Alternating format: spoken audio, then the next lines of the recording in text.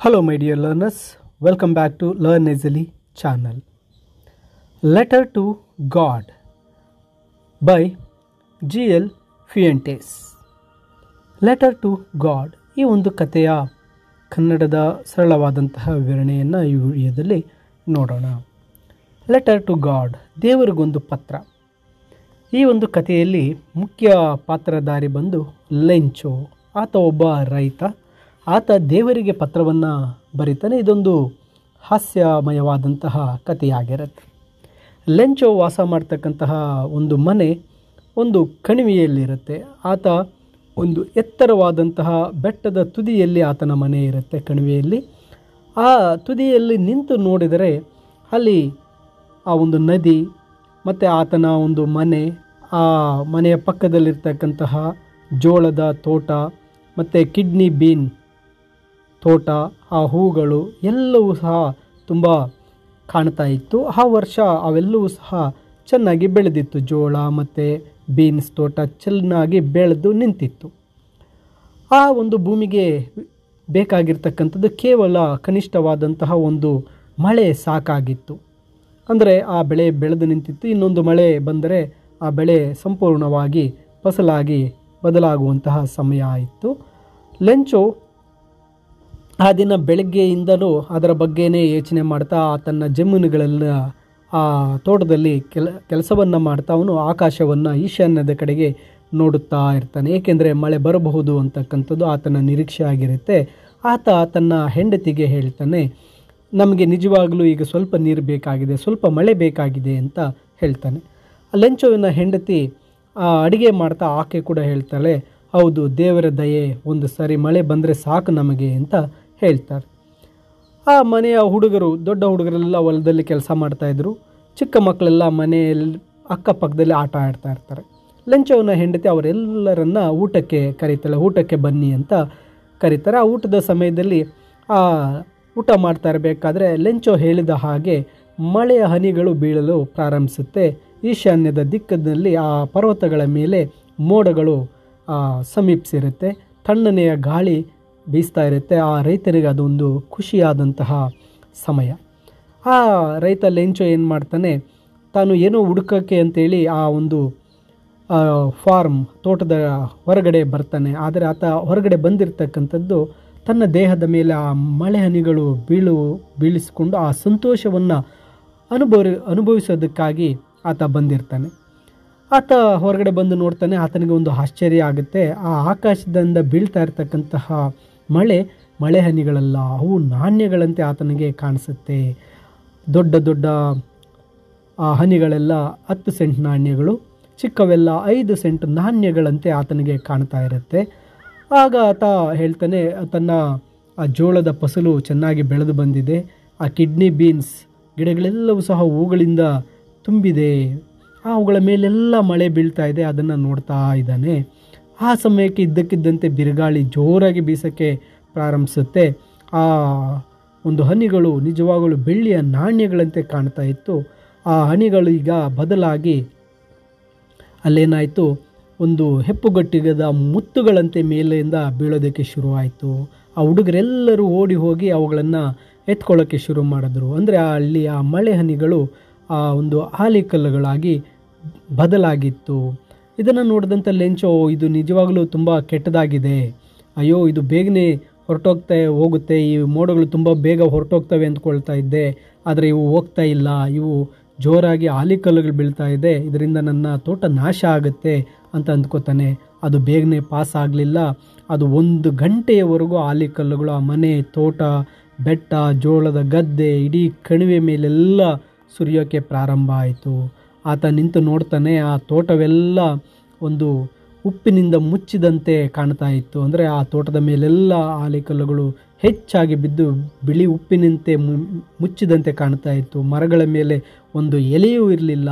ಎಲ್ಲವೂ ಆಲಿಕಲ್ಲುಗಳಿಂದ ಬಿದ್ದು ಸಂಪೂರ್ಣವಾಗಿ ನಾಶ ಆಗೋಗಿತ್ತು. ಆತನ ಜೋಳದ ತೋಟವು ಸಹ ಸಂಪೂರ್ಣ ನಾಶ ಆಗಿತ್ತು. ಆ ಕಿಡ್ನಿ ಬೀನ್ಸ್ ಗಿಡಗಳಿಂದ ಹೂಗಳೆಲ್ಲವೂ ಮಾಯ ಆಗಿತ್ತು. ಎಲ್ಲವೂ ಸಹ ನಾಶವಾಗಿತ್ತು. ಲೆಂಚೋ ತುಂಬ ದುಃಖಿತನಾಗ್ತಾನೆ. ಈ ಒಂದು ನಿರಂತರವಾದಂಥ ಮಳೆ ಆ ಒಂದು ಹೊಲದ ಮಧ್ಯೆಯಲ್ಲಿ ನಿಂತು ಆತ ನೋಡ್ತಾನೆ, ಅಯ್ಯೋ ನನ್ನ ಈ ಹೊಲವೆಲ್ಲ ನಾಶವಾಯಿತೆ, ಇದಕ್ಕಿಂತ ಆ ಮಿಡತೆಗಳ ಹಾವಳಿಯೇ ಎಷ್ಟೋ ಒಳ್ಳೆಯದಾಗ್ತಾಯಿತ್ತು, ಅದು ಅಲ್ಪ ಸ್ವಲ್ಪ ತಿಂದು ಬಿಟ್ಟು ಹೋಗ್ತಾ ಇತ್ತು. ಆದರೆ ಈ ಆಲಿಕಲ್ಲುಗಳು ಪೂರ್ತಿಯಾಗಿ ನನ್ನ ಜೋಳ ಬೀನ್ಸನ್ನು ನಾಶ ಮಾಡಿಬಿಟ್ಟಿದೆ. ಇನ್ನು ನನಗೆ ಈ ವರ್ಷಕ್ಕೆ ನನ್ನ ಊಟದ ಗತಿ ಏನು ಅಂತ ಹೇಳಿ ಆತ ತುಂಬ ದುಃಖಿತನಾಗ್ತಾನೆ. ಅಲ್ಲಿ ಆತ ನಾವು ಈ ವರ್ಷ ಪೂರ್ತಿ ಮಾಡಿದ ಕೆಲಸವೆಲ್ಲವೂ ಸಹ ವ್ಯರ್ಥವಾಯ್ತಲ್ಲ, ನಮಗೆ ಈ ಕಣಿವೆಯಲ್ಲಿ ಒಂಟಿ ಮನೆ ಇದೆ, ಒಂಟಿ ಮನೆಯಲ್ಲಿ ವಾಸಿಸ್ತಾ ಇದ್ದೇವೆ, ನಮಗೆ ಇನ್ನು ಯಾರ ತಾನೇ ಸಹಾಯ ಮಾಡಲು ಇದ್ದಾರೆ, ಇಲ್ಲಿ ದೇವರೊಬ್ಬನೇ ನಮಗೆ ಸಹಾಯ ಮಾಡಬೇಕು ಅಂತ ಆತ ಅಂದ್ಕೋತಾನೆ. ಇಲ್ಲಿ ಪೂರ್ಣವಾಗಿ ನಷ್ಟವಾಯಿತು. ಆದರೂ ಸಹ ಆತನ ಮನಸ್ಸಲ್ಲಿ ಒಂದು ನಂಬಿಕೆ ಇರುತ್ತೆ. ಏನಪ್ಪ ಅಂದರೆ, ಇಷ್ಟೇ ನಾವು ನಂಬಿಕೆ ಆದರೂ ನಾವು ಆತ ನೆನಪಿಟ್ಕೊಂಡಿರ್ತಾನೆ, ನಾವು ಹಸಿವಿನಿಂದ ಮಾತ್ರ ಯಾರೂ ಸಾಯಲ್ಲ, ಆ ಹಸಿವು ಅಂತಕ್ಕಂಥದ್ದು ಯಾರೂ ಸಹ ಸಾಯೋದಿಲ್ಲ, ಇದಕ್ಕೆ ಒಂದು ಸಹಾಯ ಅನ್ನೋದು ಸಿಗುತ್ತೆ ಅಂತ ಆತನ ಮನಸ್ಸಲ್ಲಿರುತ್ತೆ. ಇಡೀ ರಾತ್ರಿ ಲೆಂಚೋ ತನ್ನ ಆ ಬೆಳೆ ನಾಶದ ಬಗ್ಗೆ ಯೋಚಿಸ್ತಾನೆ. ದೇವರು ಸಹಾಯ ನನಗೆ ಇರುತ್ತೆ, ಆ ದೇವರು ನನ್ನನ್ನು ಕಾಪಾಡ್ತಾನೆ, ನನಗೆ ಸಹಾಯ ಮಾಡ್ತಾನೆ ಅಂತಕ್ಕಂಥದ್ದನ್ನು ಆತ ಯೋಚನೆ ಮಾಡ್ತಾನೆ. ಆ ಲೆಂಚೋ ತುಂಬ ಗಟ್ಟಿಮುಟ್ಟಾದಂತಹ ವ್ಯಕ್ತಿ. ಆತ ತನ್ನ ಜಮೀನಿನಲ್ಲಿ ಒಂದು ಪ್ರಾಣಿಯಂತೆ ದುಡಿತಾ ಇದ್ದ. ಆತನಿಗೆ ಆ ಪತ್ರ ರೀಡಿಂಗ್ ರೈಟಿಂಗ್ ಚೆನ್ನಾಗಿ ಗೊತ್ತಿತ್ತು. ಆತ ಏನು ಮಾಡ್ತಾನೆ, ನೆಕ್ಸ್ಟ್ ದಿವಸ ಬೆಳಗ್ಗೆ, ಆ ದಿನ ಭಾನುವಾರ ಇರುತ್ತೆ, ಆತ ಏನು ಮಾಡ್ತಾನೆ, ತನ್ನ ರಕ್ಷಿಸುವಂತಹ ದೇವರಿಗೆ ಒಂದು ಪತ್ರವನ್ನು ಬರೀಬೇಕು ಅಂದ್ಕೊಂಡು ಆತ ಪಟ್ಟಣಕ್ಕೆ ಹೋಗ್ತಾನೆ. ಅವನು ಆ ಒಂದು ದೇವರಿಗೋಸ್ಕರ ಒಂದು ಪತ್ರವನ್ನು ಬರೀತಾನೆ. ಆ ಪತ್ರದಲ್ಲಿ ಆತ ಈ ರೀತಿ ಬರೀತಾನೆ: ದೇವರೇ, ನೀವು ನನಗೆ ಸಹಾಯ ಮಾಡದಿದ್ದರೆ ಈ ವರ್ಷ ನನ್ನ ಕುಟುಂಬ ಹಸುವಿನಿಂದ ಸಾಯುತ್ತೆ. ನನ್ನ ಹೊಲ, ನನ್ನ ಜೋಳದ ತೋಟ, ನನ್ನ ಬೆಳೆ ಎಲ್ಲವೂ ಸಹ ನಾಶವಾಗಿ ಹೋಗ್ಬಿಟ್ಟಿದೆ. ಆ ಎಲ್ಲವೂ ಸಹ ಆ ಆಲಿಕಲ್ಲು ಮಳೆಯಿಂದ ನಾಶ ಆಗಿದೆ. ನನ್ನ ಒಂದು ಕುಟುಂಬ ಈ ಒಂದು ವರ್ಷ ಬದುಕಬೇಕಾದ್ರೆ ನನಗೆ 100 ಪೆಸೋಗಳು ಬೇಕು. ಅಂದರೆ ಆ ಹಣದ ಒಂದು ಮೌಲ್ಯವನ್ನು ಬರೀತಾನೆ. ನನಗೆ 100 ಪೆಸೋಗಳು ಬೇಕು ಅಂತ ಹೇಳಿ ಆ ಪತ್ರವನ್ನು ಬರೆದು, ಆ ಪತ್ರದ ಮೇಲೆ ಟು ಅಡ್ರೆಸ್ಸಲ್ಲಿ ಟು ಗಾಡ್, ದೇವರಿಗೆ ಅಂತ ಹೇಳಿ ಆ ಪತ್ರವನ್ನು ಬರೆದು ಏನು ಮಾಡ್ತಾನೆ, ಆತ ಅಂಚೆಯ ಒಂದು ಪೋಸ್ಟ್ ಬಾಕ್ಸ್ನೊಳಕ್ಕೆ ಹಾಕಿ ತುಂಬ ದುಃಖದಲ್ಲೇ ಆತ ಏನು ಮಾಡ್ತಾನೆ, ಅಲ್ಲಿಂದ ಪಟ್ಟಣಕ್ಕೆ ಹೋಗ್ತಾನೆ. ಆ ಅಂಚೆ ಕಚೇರಿಯಲ್ಲಿ ಆತ ಆ ಪತ್ರಕ್ಕೆ ಸ್ಟ್ಯಾಂಪ್ ಅಂಟಿಸಿ ಆ ಅಂಚೆ ಪೆಟ್ಟಿಗೆಗೆ ಹಾಕಿರ್ತಾನೆ. ಆ ಅಂಚೆ ಕಚೇರಿಯಲ್ಲಿರ್ತಕ್ಕಂತಹ ಒಬ್ಬ ಒಬ್ಬ ಉದ್ಯೋಗಿ ಏನು ಮಾಡ್ತಾನೆ, ಪೋಸ್ಟ್ಮ್ಯಾನ್, ಆ ಪತ್ರವನ್ನು ತಗೋತಾನೆ. ಆ ಪತ್ರವನ್ನು ನೋಡಿದ್ದೇ ಜೋರಾಗಿ ನಗೋಕ್ಕೆ ಶುರು ಮಾಡ್ತಾನೆ. ಏಕೆಂದರೆ ಅಲ್ಲಿ ಟು ಅಡ್ರೆಸ್ ಟು ಗಾಡ್ ಅಂತ ಇರುತ್ತೆ. ಆ ಪತ್ರವನ್ನು ತೆಗೆದುಕೊಂಡು ಅಲ್ಲೇ ಇರ್ತಕ್ಕಂತಹ ಪೋಸ್ಟ್ ಮಾಸ್ಟರ್ಗೂ ಸಹ ಅದನ್ನು ತೆಗೆದುಕೊಂಡು ಹೋಗ್ತಾನೆ. ಯಾಕಂದರೆ ಇದುವರೆಗೂ ಸಹ ಆ ಒಂದು ವಿಳಾಸವನ್ನು ಯಾರಿಗೂ ಗೊತ್ತಿರಲಿಲ್ಲ, ಟು ಗಾಡ್, ಇದುವರೆಗೂ ಆ ಒಂದು ಟು ಅಡ್ರೆಸ್ ಯಾರಿಗೂ ಗೊತ್ತಿರೋದಿಲ್ಲ. ಅವರೆಲ್ಲರೂ ಸಹ ನಗಕ್ಕೆ ಶುರು ಮಾಡ್ತಾರೆ. ಆದರೆ ಆ ಪೋಸ್ಟ್ ಆಫೀಸ್ನ ಪೋಸ್ಟ್ ಮಾಸ್ಟರ್ ಒಬ್ಬ ಒಳ್ಳೆಯ ವ್ಯಕ್ತಿ. ಆತ ಕೂಡ ನಗ್ತಾನೆ, ಆದರೆ ಆತನು ಒಂದು ರೀತಿ ಸೀರಿಯಸ್ ಆಗ್ತಾನೆ. ಆ ಪತ್ರವನ್ನು ತನ್ನ ಟೇಬಲ್ ಮೇಲೆ ಇಟ್ಕೊಂಡು, ಅಬ್ಬಾ, ಈ ವ್ಯಕ್ತಿಗೆ ಇನ್ನೆಷ್ಟು ನಂಬಿಕೆ ಇರಬೇಕು ದೇವರ ಮೇಲೆ, ಆ ದೇವರನ್ನು ಇನ್ನೆಷ್ಟು ನಂಬಿದ್ದಾನೆ ಈ ವ್ಯಕ್ತಿ. ಈ ಪತ್ರ ದೇವರಿಗೆ ತಲುಪಿಲ್ಲ ಅಂದರೆ ನಿಜವಾಗಲೂ ಆತನ ನಂಬಿಕೆಯನ್ನು ಕಳ್ಕೊತಾನೆ. ದೇವರ ಮೇಲೆ ಆತನಿಗೆ ಎಷ್ಟು ನಂಬಿಕೆ ವಿಶ್ವಾಸದೊಂದಿಗೆ ಈ ಪತ್ರವನ್ನು ಬರೆದಿದ್ದಾನೆ. ಈ ಪತ್ರದಿಂದ ಆತನಿಗೆ ರಿಪ್ಲೈ ಸಿಗಲಿಲ್ಲ ಅಂದರೆ ಆತ ನಿಜವಾಗಲೂ ನಂಬಿಕೆಯನ್ನು ಕಳ್ಕೊಬಿಡ್ತಾನೆ. ಅದಕ್ಕಾಗಿ ಈ ಪತ್ರಕ್ಕೆ ನಾವು ಒಂದು ರಿಪ್ಲೈಯನ್ನು ಬರೀಬೇಕು ಅಂತ ಹೇಳಿ ಆ ಪೋಸ್ಟ್ ಮಾಸ್ಟರ್ ಏನು ಮಾಡ್ತಾನೆ, ಆ ಪತ್ರಕ್ಕೆ ರಿಪ್ಲೈ ಬರೆಯೋಣ ಅಂತೇಳಿ ಆ ಪೋಸ್ಟನ್ನು ತೆಗಿತಾನೆ. ತೆಗೆದಾಗ ನಿಜವಾಗಲೂ ಆತನಿಗೆ ಒಂದು ಆಶ್ಚರ್ಯ ಕಾದಿರುತ್ತೆ. ರಿಪ್ಲೈ ಬರೆಯೋದಕ್ಕೆ ಕೇವಲ ಅಲ್ಲಿ ಪೆನ್ನು, ಕಾಗದದ ಜೊತೆಗೆ ಅಲ್ಲಿ ಇನ್ನೂ ಹೆಚ್ಚು ಬೇಕಾಗಿರುತ್ತೆ. ಏಕೆಂದರೆ ಅಲ್ಲಿ ಲೆಂಚೋ ಏನು ಮಾಡಿರ್ತಾನೆ, ತನಗೆ 100 ಪೆಸೋಗಳನ್ನು ಕೇಳಿರ್ತಾನೆ. ಆದರೆ ಈ ಒಬ್ಬ ಪೋಸ್ಟ್ ಮಾಸ್ಟರ್ ಆತನಿಗೆ ರಿಪ್ಲೈ ಬರೆಯೋದ್ರ ಜೊತೆಗೆ ಆತನ ನಂಬಿಕೆಯನ್ನು ಉಳಿಸಬೇಕು ಅಂತಕ್ಕಂಥ ನಿರ್ಧಾರಕ್ಕೆ ಬಂದು ಏನು ಮಾಡ್ತಾನೆ, ಅಲ್ಲಿರ್ತಕ್ಕಂತಹ ತನ್ನ ಸಹ ನೌಕರರಿಂದ ಸ್ವಲ್ಪ ಹಣವನ್ನು ಪಡಿತಾನೆ, ತನ್ನ ಸ್ಯಾಲರಿಯಿಂದನೂ ಸ್ವಲ್ಪ ಹಣವನ್ನು ಹಾಕ್ತಾನೆ. ಹಾಗೆ ತನ್ನ ಸ್ನೇಹಿತರಿಂದ ಕೂಡ ಈ ಒಂದು ದಾನದ ಕಾರ್ಯಕ್ಕೆ ಒಂದು ಡೊನೇಷನನ್ನು ಕೇಳಿ ಏನು ಮಾಡ್ತಾನೆ, ಆ ಒಂದು ಲೆಂಚೋಗೆ 100 ಪೆಸೋಗಳ ಹಣವನ್ನು ಸಂಗ್ರಹಣೆ ಮಾಡೋಕ್ಕೆ ಶುರು ಮಾಡ್ತಾನೆ. ನಂತರ ಆತನ ಕೈಯಲ್ಲಿ 100 ಪೆಸೋಗಳನ್ನು ಮಾಡೋಕ್ಕೆ ಆಗೋದಿಲ್ಲ. ಆ 100ರಲ್ಲಿ ಅರ್ಧಕ್ಕಿಂತ ಹೆಚ್ಚರಷ್ಟು ಅಂದರೆ 70 ಪೆಸೋಗಳನ್ನು ಎಲ್ಲರ ಕಡೆಯಿಂದ ಆ ಒಂದು ಹಣವನ್ನು ಪಡೆದು ಏನು ಮಾಡ್ತಾನೆ, ಆ ಲೆಟರ್ನಲ್ಲಿ ಬರೆದು ಮತ್ತೆ ಏನು ಮಾಡ್ತಾನೆ, ಆ ಲೆಂಚೋವಿನ ವಿಳಾಸವಿರತಕ್ಕಂಥ ಒಂದು ಲೆಟರ್ ಮಾಡಿ ಹಣವನ್ನು ಅದರಲ್ಲಿ ಹಾಕಿ ಅದರಲ್ಲಿ ಕೆಳಗಡೆ ಸೈನನ್ನು ಗಾಡ್ ಅಂತ ಹೇಳಿ ಸೈನ್ ಮಾಡಿ ಆ ಲೆಟರನ್ನು ಸಿದ್ಧ ಮಾಡಿ ಪೋಸ್ಟ್ ಮಾಸ್ಟರ್ ಇಡ್ತಾರೆ. ಆ್ಯಂಡ್ ನೆಕ್ಸ್ಟ್ ಸಂಡೇ ಲೆಂಚೋ ಮತ್ತೆ ಏನು ಮಾಡ್ತಾರೆ, ಆ ಒಂದು ಪೋಸ್ಟ್ ಆಫೀಸ್ಗೆ ಬರ್ತಾನೆ. ಬಂದು ತನಗೆ ಯಾವುದಾದ್ರೂ ಪತ್ರ ಇದೆಯಾ ಅಂತ ಕೇಳ್ತಾನೆ. ನಂತರ ಆ ಪೋಸ್ಟ್ ಮ್ಯಾನ್ ಆ ಪತ್ರವನ್ನು ತೆಗೆದು ಆ ಲೆಟರನ್ನು ತೆಗೆದು ಲೆಂಚೋಗೆ ಕೊಡ್ತಾನೆ. ಆ ಲೆಂಚೋ ಏನು ಮಾಡ್ತಾನೆ, ಯಾವುದೇ ರೀತಿ ಶಾಕ್ ಆಗೋದಿಲ್ಲ. ಯಾಕಂದರೆ ಆತ ಅಷ್ಟು ನಂಬಿಕೆಯಿಂದ ಲೆಟರನ್ನು ಬರೆದಿರ್ತಾನೆ ದೇವರಿಗೆ. ಆ ಲೆಟರ್ ದೇವರಿಂದ ಬಂದಿದೆ ಅಂತ ಆತ ಶಾಕ್ ಆಗೋದಿಲ್ಲ. ಆ ಲೆಟರನ್ನು ಬಿಚ್ತಾನೆ.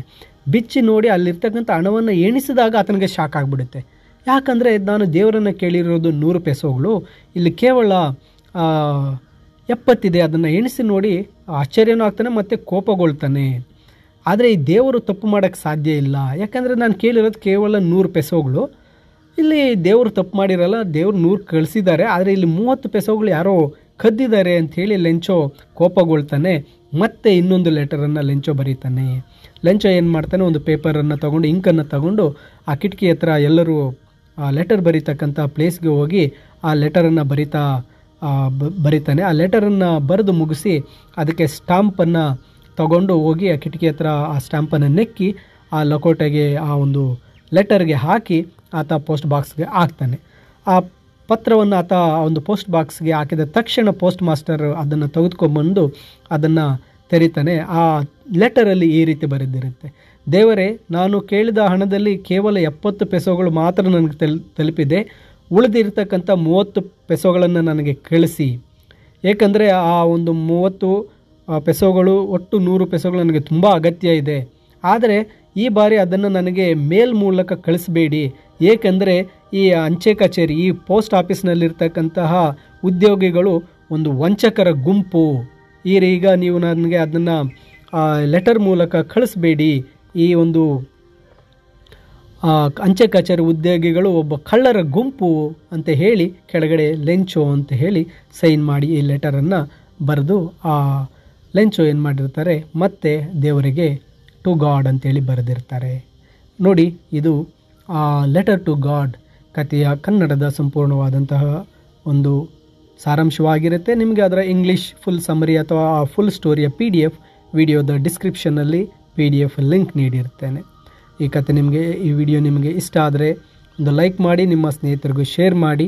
ಹಾಗೆ ಹೆಚ್ಚಿನ ವಿಡಿಯೋಗಳನ್ನು ನೋಡಲು ಲರ್ನ್ ಈಸಿಲಿ ಚಾನಲನ್ನು ತಪ್ಪದೆ ಸಬ್ಸ್ಕ್ರೈಬ್ ಮಾಡ್ಕೊಳ್ಳಿ ಅಂತ ಹೇಳ್ತಾ ಮತ್ತೊಂದು ವಿಡಿಯೋದಲ್ಲಿ ನಾವು ಭೇಟಿಯಾಗೋಣ.